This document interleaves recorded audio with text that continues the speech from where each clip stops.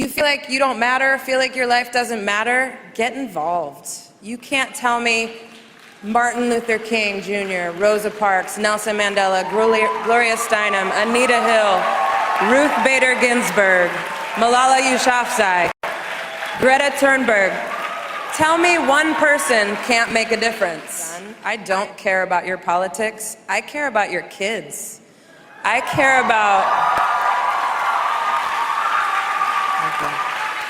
about decency and humanity and kindness. Kindness today is an act of rebellion. There are people that don't have what you have. Help them get it. There is a planet that needs help. It feels good to help. It feels powerful to help. Stop fighting each other and help each other. Get together with your friends and change the f***ing world. I would like to introduce Suzy Heazlewood to come up and speak.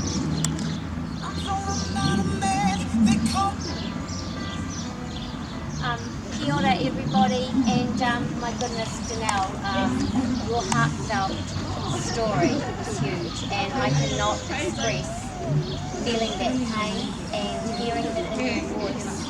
But more than that, the pain you went through to rising above adversity to who you are now. So can we give Danelle a round of applause? Yeah. Because if it wasn't for Danelle, I wouldn't be down here supporting this woman, and we are like-minded spirits trying to get our voices out there to say that continuous bullying does take lives. It changes your life if it doesn't take your life, but there is hope. You don't have to stay a victim.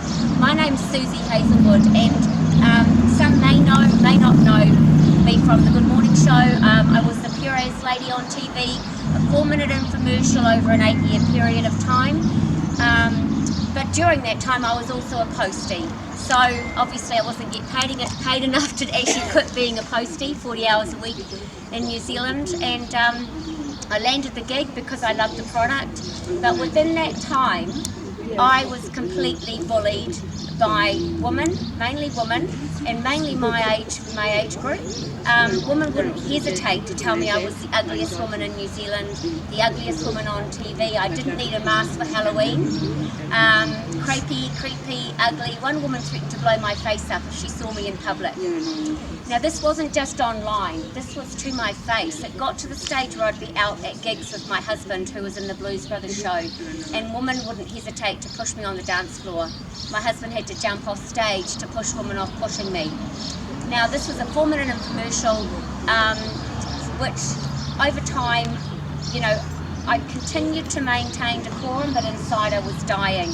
Because no matter how strong you think you are, when it's happening continuously, it changes your self-esteem. And as a grown woman, suicide had never been on my horizon. So at the age of 46, I attempted to take my first attempt of taking my own life. Now I have 4 amazing adult children, an amazing husband, yet I was incredibly low inside. And to the extent that in 2011 we packed up and left New Zealand.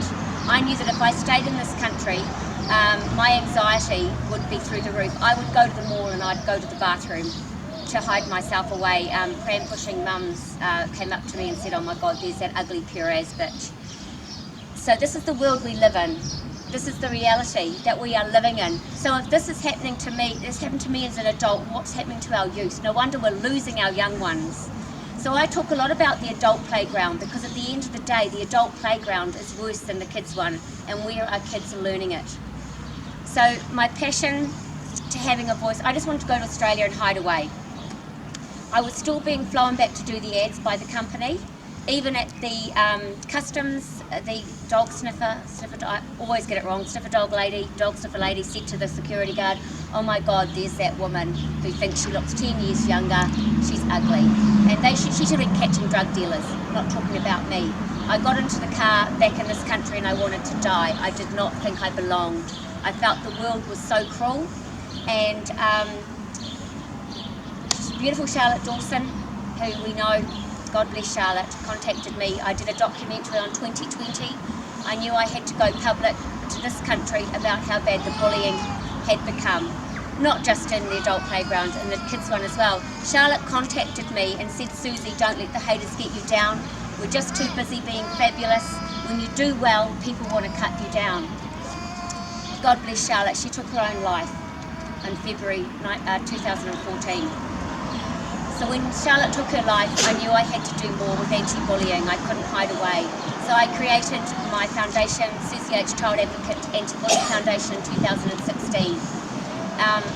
From that moment on, I grew my voice and I lost the fear, because to live in fear means that evil has won. And you can think what you like about someone, but the minute you verbalise it, text it or write it online, you have an effect. So be careful what you say. Do you want someone else's blood on your hands? So most of my time now is running my business, which is a skincare range, but more passionately is the anti-bullying message that I spread, doing public appearances like this, to get the message out there for us to be mindful as to how we treat one another. Emotional intelligence needs to be part of the curriculum. Our children need to be learning about compassion, kindness from kindergarten. And they also need to be taught resilience as to how to cope with the world we're living in now. Because if we don't, we're going to lose even more lives to this insidious disease called bullying. So, without making you glaze over with your eyes, I am going to say thank you so much for having me, and continue all the amazing work you're doing. Families for Justice, all of you guys here today, obviously everyone's got a story, and you know, everybody's story is valid. So we continue to use our voice to say, you know, stop bullying.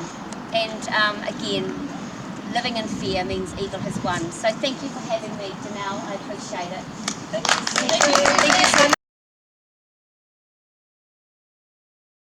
so much.